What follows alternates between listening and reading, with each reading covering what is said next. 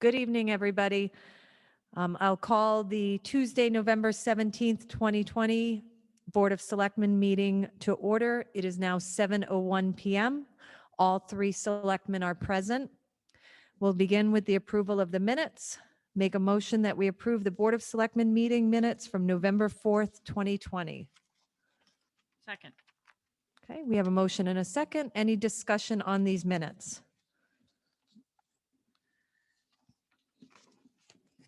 I did not see anything. I've glanced over them twice now and they look okay to me.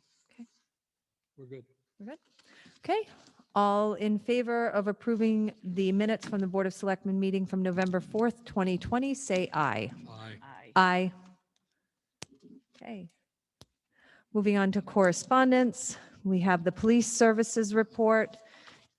Is there any other correspondence from Ken or Suzanne? I don't have anything. Not that I know of.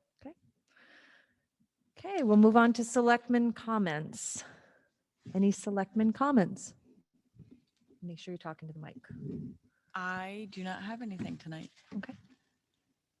I only have one thing from the last meeting and the town meeting. I had asked you if we went to P and Z for the land donation. Yes. You did in October. Mhm. It would be nice if you had presented it to the Board of Selectmen, so we know the property that we were going to get, because I went through all the minutes. It was never brought to us going back. For the Aquatic Town Farm Road property? Correct. I brought that to you When? the last meeting that we had. It should have been, I thought it And- was on the agenda. it was on the agenda. I I know did- that it I was. went through it. I did not see it. 'Cause one of the- Land donation, nope, that wasn't it. I will search it out, but I know that I brought that up. Because one of the things that we do need, even for the town meeting, is, so we can present to the public, because we're doing it by Zoom, is the areas that they're going to give us to show us. Those are posted, Yeah, I'm just saying. Okay. So we got that. and those were given. I know they were given out because I received it from the Rawsons and I shared it. So that was shared. I'll double check. I don't recall seeing. I will double check as well because I know that it was shared and we discussed it. I do remember discussing it and I thought it was on the agenda. Yeah, I'll search back Um, too. But you know what? It won't hurt to have it Yeah. again so that we can review it and be more familiar with it. So if you don't mind. Absolutely. Okay. My selectmen comments. I wanted to give everybody the update on the status of the dog kennel and the animal control program and reopening that. At this point, we're shooting for a December 1st opening. We have all town residents that have done work on the property. We've had Kevin Duquette, who did a phenomenal job with some of the concrete work that was necessary. There were trip hazards, so he had to jackhammer a lot of the concrete up, poured new concrete throughout the whole site. He's doing the sealing of the concrete, which was a requirement from the state ACO. Liberty Glass came in and they put in plexiglass for the quarantine run. Trudeau Electric will be in to do some of the electrical work that was necessary.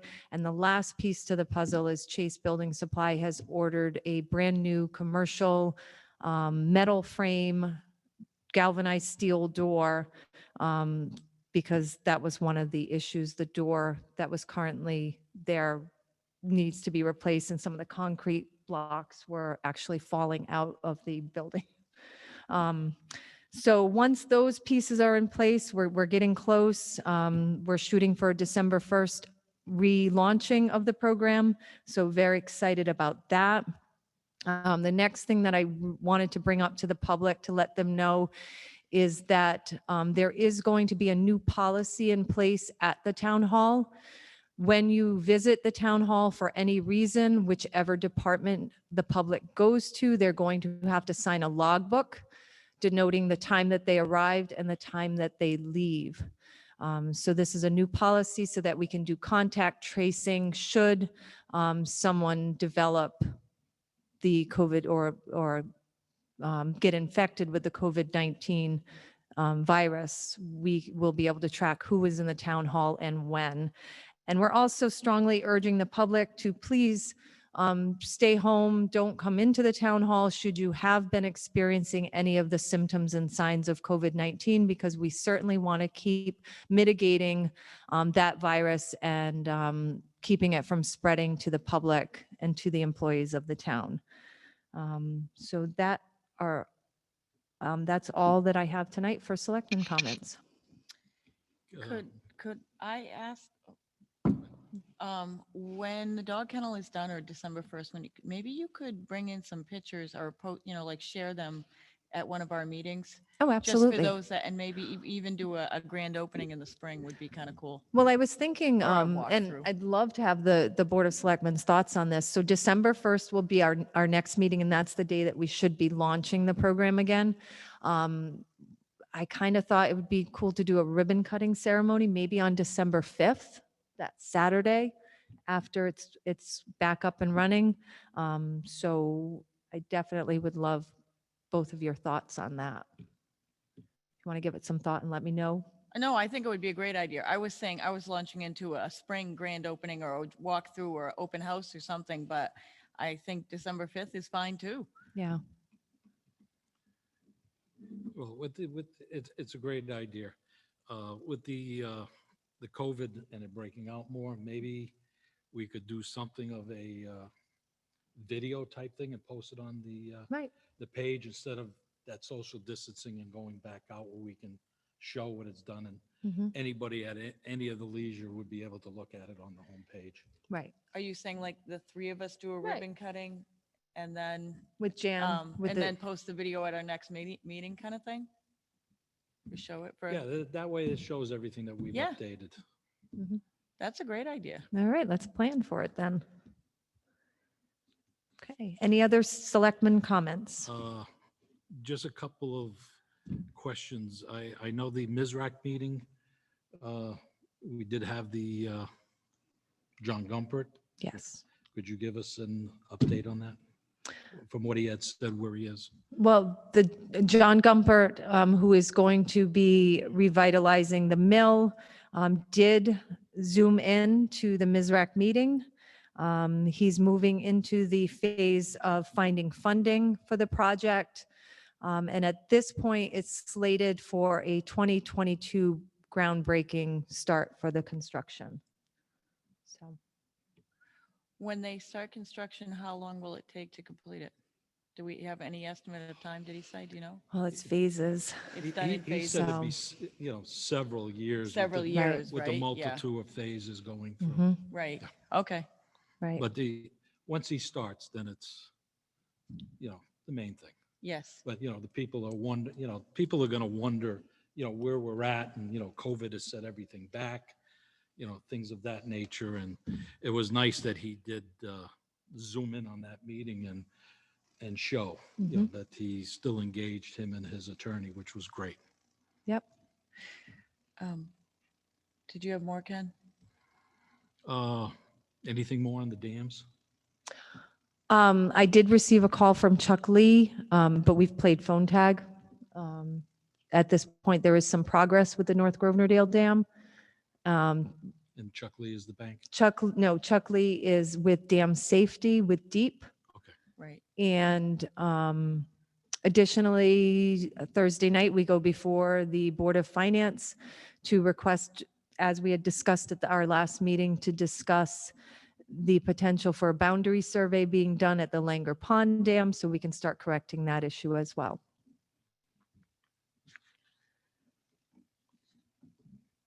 I just had a question about the sign in and sign out at the town hall. Yep. Where is that going to be kept? Each department is going to have their own log.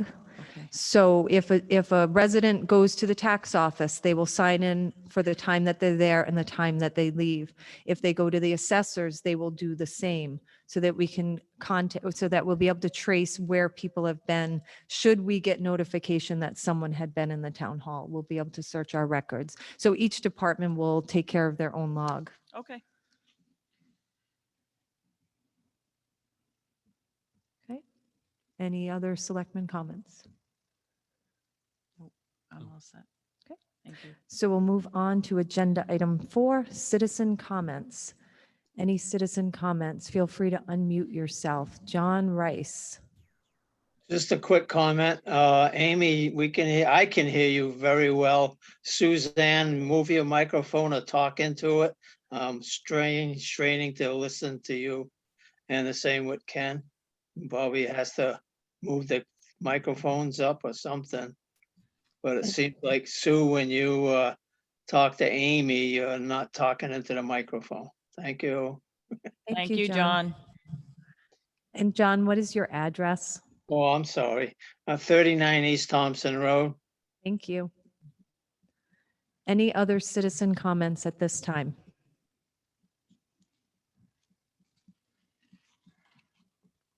Okay. Hearing and seeing none, we'll move on to agenda item 5, Eastern Connecticut Land Bank presentation. And this will be for both Janet Blanchett and Tara Penn-Gesek. Hello, Tara Penn here. Hi, Tara. And Janet Blanchett here. As you probably know, my address is 401 Ravenel Road, and I'm the chairperson of the Mill Sites Redevelopment Committee. Thank you for letting us speak about the land bank. The committee first learned about this concept roughly 10 years ago. We were literally standing on the ruins of the Belding Mill, and Mark Lewis from Connecticut Deep was there. He explained to us that, wow, the town could obtain grants for assessment of environmental issues at the site. There would be no way that we could get any kind of grants to clean up that brownfield because the property was not owned by the municipality. It was in private hands. He told us that the state was considering adopting land bank legislation. And these land bank corporations are eligible to participate in state brownfield redevelopment programs, such as cleanups and liability relief programs. So finally, in 2017, the state did pass this enabling legislation for land banks. And here in Thompson, we are actually very lucky because we have Tira, who is on the board of directors of the Eastern Connecticut Land Bank.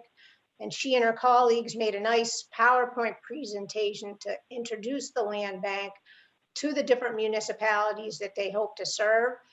So take it away, Tira. Amy and I did talk earlier, and because the board does have a big agenda, we won't actually go through the PowerPoint.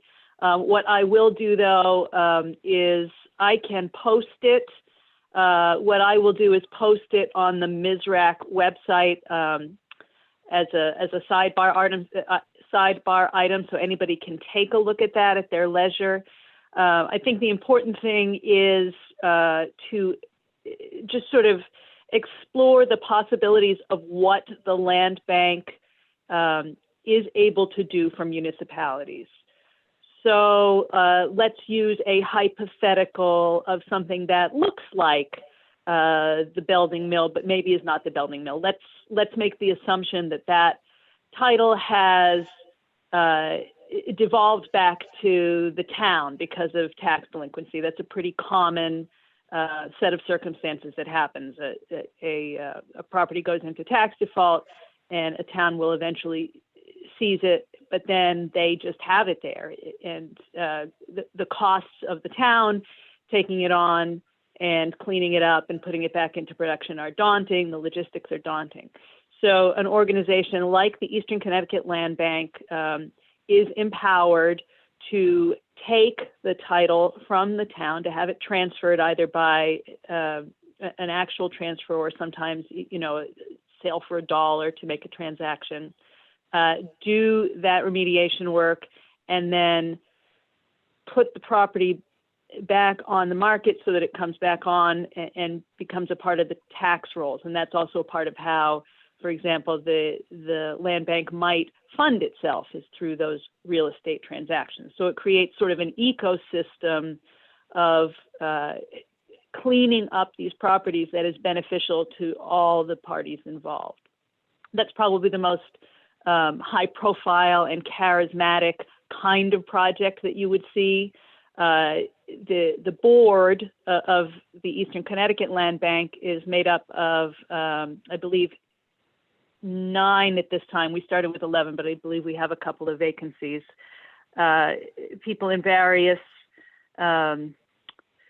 levels of professional related. So obviously I'm on there. My immediate predecessor in the planning office in Thompson, Marian Chinati, was one of the founders of the Eastern Connecticut Land Bank and is its president. Wayne Bugden of One Earth Environmental, who may be familiar to many folks from town from work that he actually did for us at the Belding site and 929 Riverside, doing environmental assessments, phase 1 and phase 2, is the vice president. Daniel Blanchette of J&D Civil Engineers, who will also be familiar to many people locally. Rich Roberts, who is on the legal staff at Halloran and Sage, is the pro bono legal counsel and on the board of directors. Delpha from Putnam, or who lives here in town, Thompson, but works over in Putnam as their director of economic and community development. Tim Myjack, who is a licensed environmental professional, and Renee Tribert from Connecticut Trust for Historic Preservation. So again, this is a highly motivated group of land use and environmental professionals who really sees how prevalent these brownfield properties are throughout the region, and having this non-for-profit corporation here and available to tackle these projects is a real boon for the area. We have received our 501c3 status. We either have recently been or are just about to be certified by DECD. Both of those things set us up to submit and receive grant funds, both on behalf of individual projects or on behalf of region-wide initiatives. Those are probably the most relevant things. We are compiling and prioritizing potential properties for these projects as well. And Janet referred to the Belding site earlier. That is a shortlisted project as well, in terms of just considering it for possible assistance from the land bank.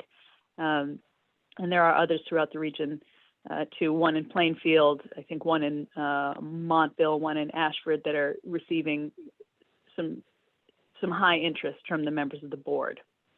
Happy to answer what questions I can. There are certainly people who speak the legalese better than I do. I'm sort of more on the community development end, in keeping with my aptitudes. But I have been involved with the land bank since shortly after I came on board in the planning and development office here in Thompson as well. So I've been on more or less since its inception. Yeah, I guess if it's okay, I would just like to add that, yeah, it is going to be really a boon to our region, because I don't know if you're aware of it, but like the environmental cleanup costs for the Belding site in 2016 was almost $500,000. And I think that's what's making that site, even though that site is theoretically for sale, having the resources to both purchase it and clean it up without being eligible for any kind of state grants is there's likely it may never happen. So it really looking at that site in particular, if the selectmen are so inclined to do in the future, that's really why we're here this evening. So Janet and Tira, can you explain to the board what our role will be and what you'll be looking for from the board. Because we're talking specifically about the Belding site and the interest of that site as far as the Eastern Connecticut Land Bank is concerned. Well, the land bank is looking to partner with municipalities. And part of that is the land bank soliciting projects. Part of that would be the municipality presenting projects that they're interested in pursuing. In terms of the mechanical process, the Belding site becomes the municipal responsibility if in fact it gets to the point where its tax delinquency, causes it to be practical for the town to take title. So again, all these things are down the road. The land bank is also available to consult on other sites if other things do come up. Having it as a resource, a potential organization that can come do the work. Now, the exploration in terms of the Belding site's already been done, but arrange for the remediation and then again, flip the property back out so that it becomes productive. It's that middle piece where they're taking the liability away from the town. That's the high value. I think I asked that exact question to Marianne Chinati, that Amy said, like for kind of more specifics, her recommendation, she said that potentially if the selectmen can double check with their tax attorney to make, to get them on board, that they're aware of this program, and particularly for this particular project, if they think it would be eligible, that's something that could be like an action item. And then like Tier said, showing support, making a presentation to the Eastern Connecticut Land Bank that potentially, the mill committee supports the selectmen support it, planning and zoning supports it, economic development. If we could get letters of support from various groups, then that's obviously going to bring our project to, more likely to be funded by the land bank than other projects. Right. So I guess the most basic answer to your question is, Amy, is the municipality would have to decide that they want to pursue it. That's the first piece. So you're looking for our support. Yes, in the short term, support for potentially bringing the project, I think, to the land bank. Ken, Suzanne, any thoughts or questions? Not yet. Okay. Anything that we could do, my feeling is anything we can do to move forward with that site and hopefully see it someday turn into something besides an abandoned, rundown field would be great. So, if I may, the project and the land bank, when all the mechanics come together based on the tax delinquency, totally abandoned, when all of those mechanics and the stars line up, it's the perfect scenario. And it would be great because it's a way of getting it done. But we do have to go back and look at where the tax delinquency is right now, whether, when you're talking hundreds of thousands of dollars, that decision is very, very easy. If you're talking, just a few $1,000s in raw land back taxes, you have to look at,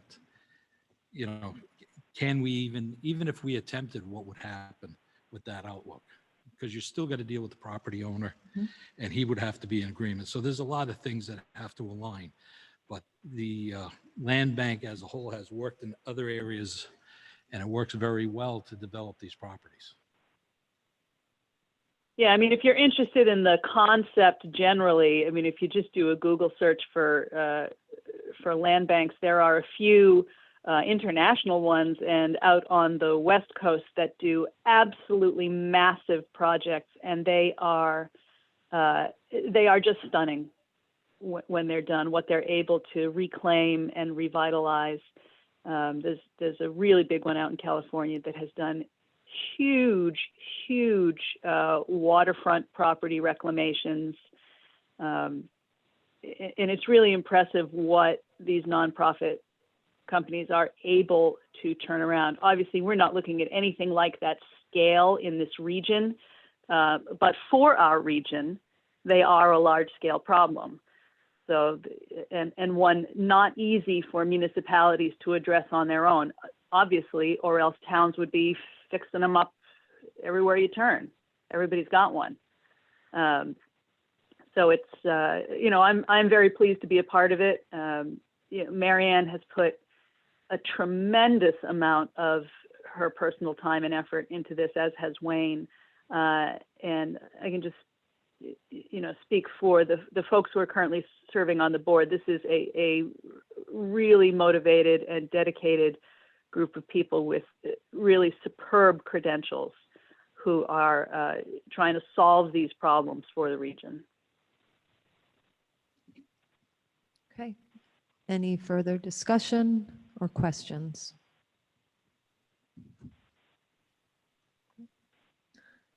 All right, so we'll move on to agenda item 6. Thank you. Thank you. Thank you, you. Janet. Thank you Thank so you, Tara. much. Thanks. And I'll make that available on the MISRAC website. Thank you, Tara. Thank you. So we'll move on to agenda item 6, Finance Department, budget transfers. You both received the budget transfers from Orla. She's not in the meeting tonight. I did not print them out. I have them if you needed to look Oh, at do you them. have an Did you extra look at copy? them? I can bring it up on my phone. And Ken has his, so that's okay. I mean, they seemed pretty straightforward to me. Yeah, I did speak with Yeah. Orla today. Okay. I had one question and Yep. she explained it. It's not an issue. What was your question, just so? It has to do with the custodian because we Okay. have 2 line items. And I just wanted a clarification on it. And it was exactly what she said. So Yep. you know, based on what I've looked at, I would make a motion that we request the Board of Finance to make these end of the fiscal year budget transfers. Okay. And Suzanne, you have thoughts? I will second that. Okay. So we have a motion and a second. Any further discussion on these budget transfers? Okay. Hearing none. All in favor? Aye. Aye. Aye. And that motion passes. All right, the next item on the agenda is roadwork permit Plum Road. I do have some items. If Bryce can share the screen, it's going to be, first of all, the letter from KWP to open us up tonight with this discussion. Oh, I'm supposed to do it. Okay. So this is to the Selectmen. Dear Selectmen, the applicant Hallett Merrick and his wife Candace own property adjacent to Plum Road and are proposing to build a home for themselves. The town has informed the applicant that they will be required to improve the existing road to town standards to at least 150 feet into their property in order to acquire a building permit. The applicant is willing to provide the improvements required, and attached with this application is a proposed improvement plan showing the proposed road extension. Due to the fact that this is an improvement to an existing town road, some of the requirements for new roads cannot be applied per the regulations. For example, the subdivision regulation require a minimum 50-foot right-of-way width, whereas the width for Plum Road is primarily 25 feet to 35 feet wide. Because of this limited width, the proposed pavement width will need to be reduced to a minimum of 18 feet wide to accommodate the narrow right-of-way limits, associated grading and drainage culvert. All other minimum requirements should be able to be met for this roadway improvement. The applicant is is going to some considerable expense for the improvement of this road, simply to obtain a building permit for his new home. As such, when the road is completed, the applicant is requesting that the town discontinue the unimproved portion of Plum Road beyond the proposed extension so that he may acquire the discontinued portion to ensure his future privacy. Thank you in advance for this application. Sincerely, Bruce Woodis, KWP Associates, the agent for applicant Hallett Merrick. And Bryce, if you want to show the second slide or the second screen sharing. Okay. Oops, where'd it go? There we go. And I know Mr. Woodis is in on the meeting today. Mr. Woodis, would you like to share something with the board? Certainly, thank you. For the record, my name is Bruce Woodis with KWP Associates. We prepared the plan and the application for Hal Merrick, who also is on Zoom tonight and can answer any other questions that I might not be able to answer. So what you're looking at right now, at least on my screen, is a little bit of a distorted picture of the map. There we go. So the map shows the end of Plum Road, the improved portion of Plum Road over on the left-hand side with a oval or teardrop shaped cul-de-sac and a driveway off it up to the Vincent Benoit property. Historically, I understand Vincent Benoit was responsible for extending Plum Road to the location where it is now, several hundred feet, as was required by the regulations. So Mr. and Mrs. Merrick are proposing to extend the road from the end of the pavement through the right-of-way as it exists over to the right-hand side of the map, where you can, if you follow the shaded area, you can see another proposed cul-de-sac in a similar shape. The regulations require a cul-de-sac. They don't say that it has a minimum radius. They just require that it's in a teardrop shape and that it's appropriate for the size of the road that is entering it. You can see the property of Hal and Candace Merrick on the south side. This is where they're proposing to build their house at some future date. That's a bit of an overview of the project. The roadway limits, which are typically defined by stone walls or fences, in this case, mostly stone walls, they roughly average about 30 or 33 feet wide. So this was probably a 2-rod road at one time. It's only 25 feet wide at its narrowest point, which is right in the beginning where you come off of Plum Road within the first 50 to 100 feet. It's very, very narrow there. It does widen out and then it narrows up again. And as a result of the limitations of the right-of-way, the paved portion of the roadway will have to be somewhat less than is required for a brand new road as required by the subdivision regulations, which would be a minimum of 22 feet wide.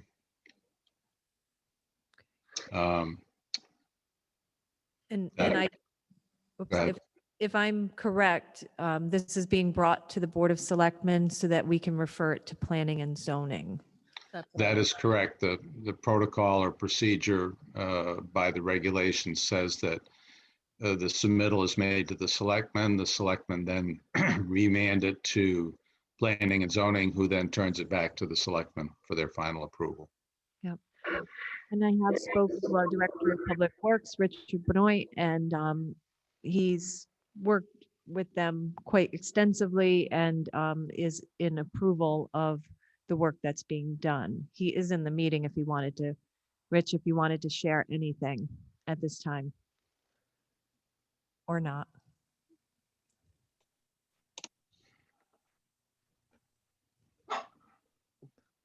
Can you hear me? Yep, we can hear you. Okay, well, there's the video. Yeah, I don't really have any concerns at this point. I've driven up through, I've seen the improvements that were made just to create access to the property, and we've discussed, the overall outcome, and I'm in agreement of everything that's been put into place thus far. So no issues at this point in time. Thank you. Any questions? The only question I have is, this is for one house lot? That is, yes, that is correct. That's all the intention or plan is?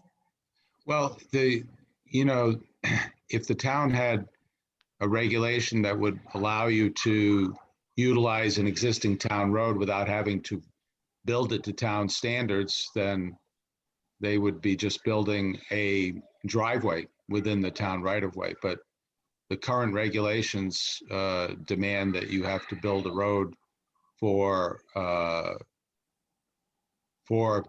the purpose of getting a building permit. They do own land on both sides of the property, and I would expect that they may be doing some other improvements once they get the road built to defray the costs of the road building. It's not a cheap thing to do these days. So the answer is right now it's for one house lot, but there's a potential for another.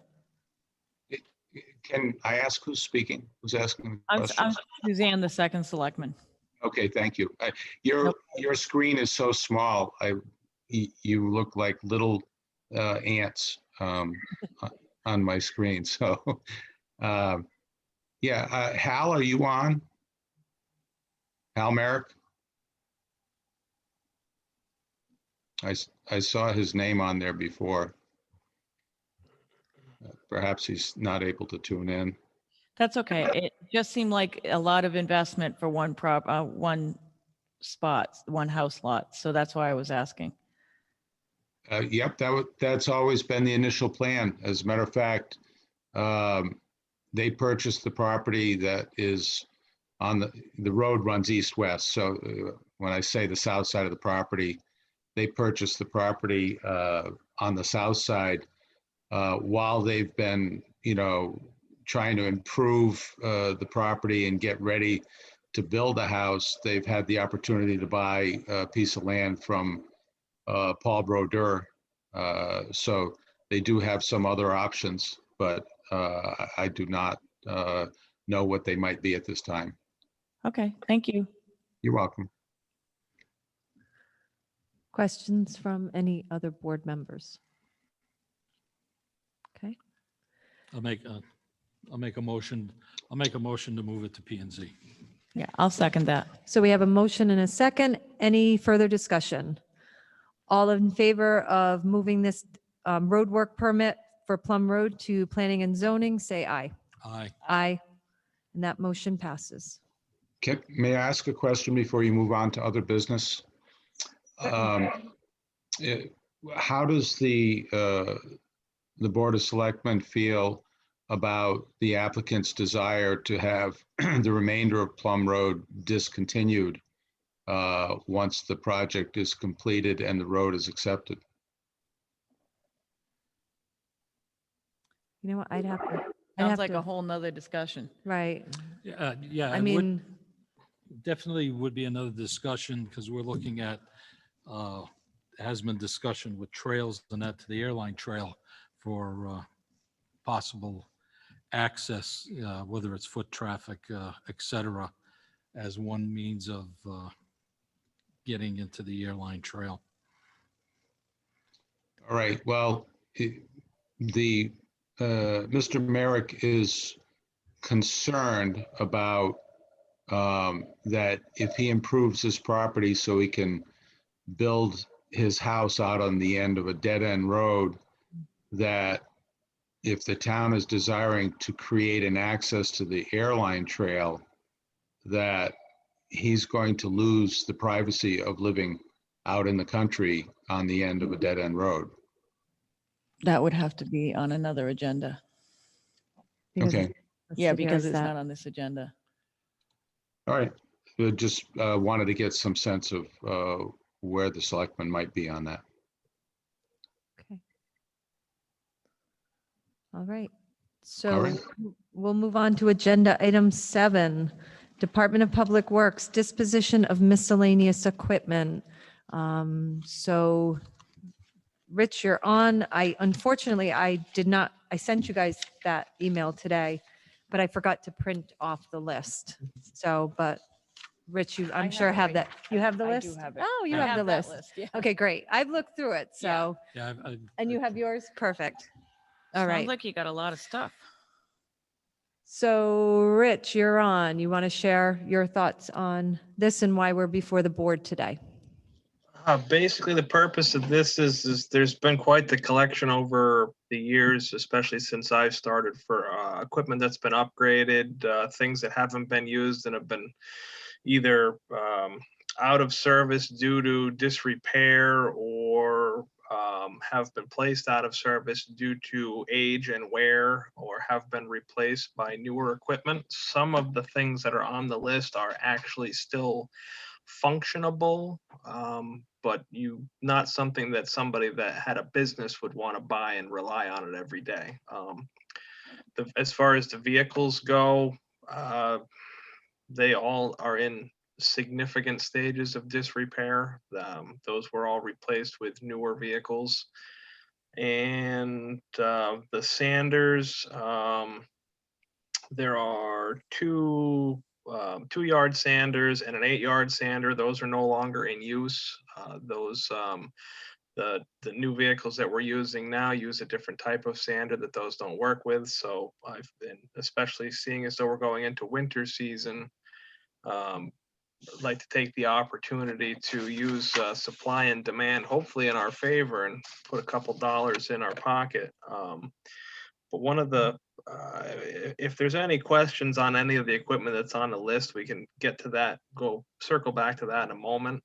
So my thought behind this is, we've been talking about doing this for a while, and I haven't gotten around to making the list and figuring out what we need to get rid of, what we could do to free up a little space at the garage.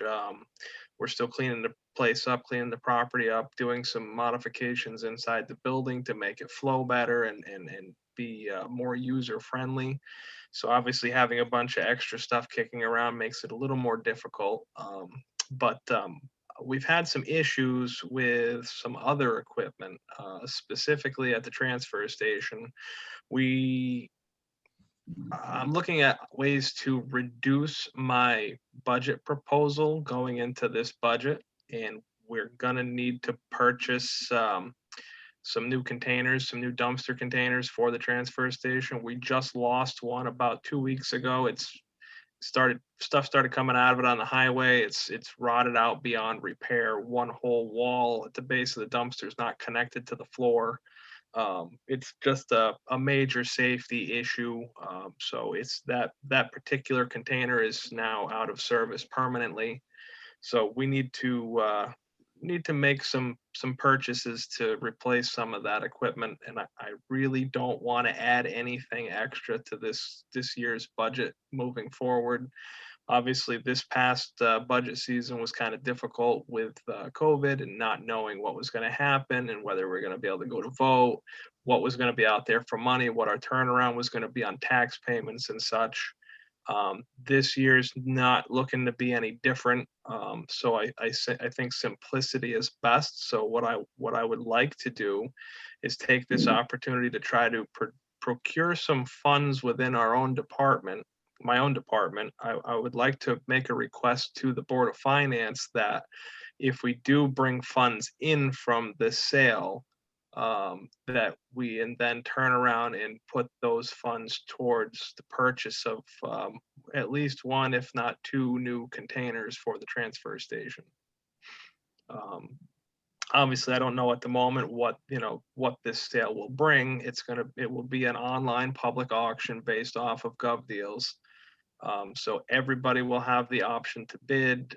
We will announce it publicly on Facebook, the town's website, and we could also post it in the paper that we are having a surplus auction. So it get some attention out there to try to bring in as much as we can to at least try to make it help. So Rich had brought this up to me. I personally think it's a great idea. I think it's resourcefulness, and that's what's needed when budget is so tight all the time. So I wanted to present it to the board so that you were aware and that we could decide whether or not we could go before the Board of Finance and express the plan to them, so they'd be aware of it as well. So, I would like to sell the stuff regardless to get it out of my way. Basically, I'm looking for your blessing to approach the Board of Finance with the, second part of my plan. And, if not, then obviously the funds will go back into the general fund. and from what I could gather, I don't believe there's an ordinance on disposition of real estate property, but I couldn't find anything in regard to the rules of disposition of regular property. So I believe it's entirely the department's right to do it, but then it's just a matter of, can we go before the Board of Finance and request that the funds be earmarked to purchase the containers? So thoughts from both selectmen, please. Well, if the Board of Finance is willing to earmark those funds for reinvestment that was already spent on equipment back into the highway department or the transfer station, which is under Rich, would be a great. But normally it goes back to the general fund and that'll be their decision. But I would definitely ask them based if it could be done, if they'd be willing to do it. Thoughts, Suzanne? So I applaud your ambition to clean out the shed and to put some of these items up for sale. I think that's a great idea. 6 years on the Board of Finance, and I don't ever remember somebody selling off items and coming to the Board of Finance and asking for, the money to be used in a different way or to be used for that department. So it's a new concept for me. That's my point. I would suggest that when you talk with the Board of Finance, that you have a plan in place exactly of what you're hoping to purchase and what you're hoping to gain dollar-wise from the sale. So, and then, I think if presented that way, they might agree to it. I don't know the procedure or the process either, but I think it's a great idea. I think if you can sell these off and help to support your own department, I know the items are owned by the town, but if you can make it work, I say more power to you. Do either of you think we need a formal motion, or we can just have it logged in the minutes that we discussed it?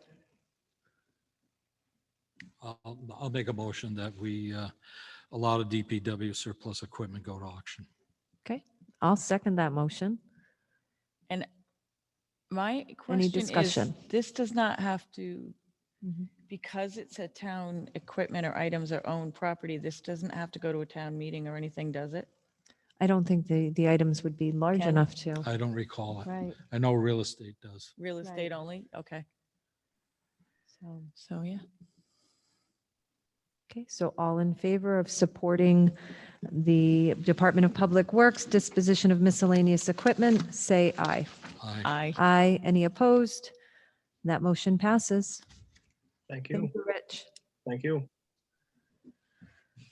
Okay, moving on to agenda item 9. Resignation from the Economic Development Commission of John Sharp.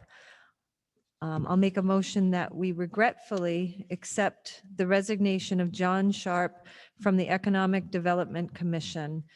His current term had expired December of 2021.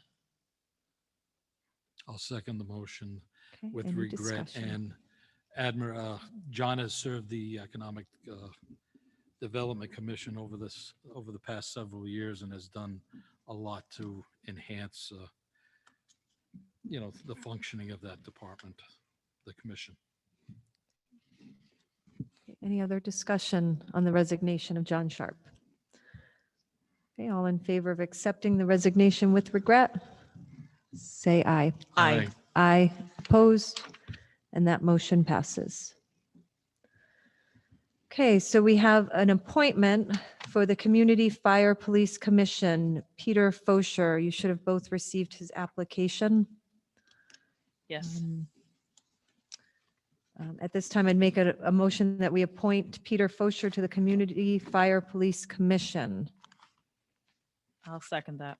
Okay, any discussion on this applicant? Hearing none, all in favor of appointing Peter Fosher to the Community Fire Police Commission, say aye. Aye. Aye. Any opposed? And that motion passes. We have multiple reappointments tonight, and I thought that I could do them all in one motion. I'll make a motion that we reappoint the following individuals for the following commissions. For the Agricultural Commission, Kais Orr. For the Building Committee, John J. Rice, Lawrence C. Consiglio Jr., Jonathan Heenig, Francis N. Langlois, David Poplawski, Paul Provost, Brian S. Santos, and William Witkowski. For the Housing Authority, Matilda Diot and James Sally. And for the Recreation Commission, Wayne K. Barber and Robbie L. LaRue. So I make that motion. I'll second that. Okay, we have a motion and a second regarding the reappointment of these individuals to the various commissions and boards. Any discussion? All in favor of these reappointments, say aye. Aye. Aye. Any opposed? And that motion passes. Which brings us to agenda item 12, other business. Is there any other business tonight to bring up? Okay, hearing none, we'll move on to agenda item 13, citizen comments. Are there any citizen comments? Again, the procedure is just to unmute yourself and feel free to speak. State your name and address.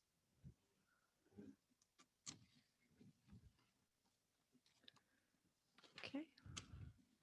Hearing and seeing none, I'm going to move on to agenda item 14, which is tax refunds. Oh, she doesn't have, oh, it's only one. Okay, I make a motion that we refund $72.15 to Tracy Lee Gagne and Joseph M. Gagne. And that's it. So the total tax refunds would be $72.19. I make that motion. That's it? Yeah, just one. I'll second that. Okay, all in favor? Aye. Aye. Aye. Opposed? No. Okay, so that motion passes. Before we adjourn, if anybody in the audience right now would like to stay on, we're going to be, next week is our town meeting, which I should have brought up during our selectmen comments. So a week from tonight, we will be hosting a hybrid town meeting. You will be able to attend here at the auditorium if you prefer, or you can Zoom in from home. And tonight, we're going to be testing that technology with the school's IT department. Tracy Bashand and Bryce Pratt, they're here to help us tonight. So if you could please hang on and help us with working out the kinks, that would be greatly appreciated. And with that, I'll make a motion that we adjourn this meeting at 7:54 p.m. Second. Okay, we have a motion and a second. All in favor of adjournment, say aye. Aye. Aye. All right, Tracy and Bryce.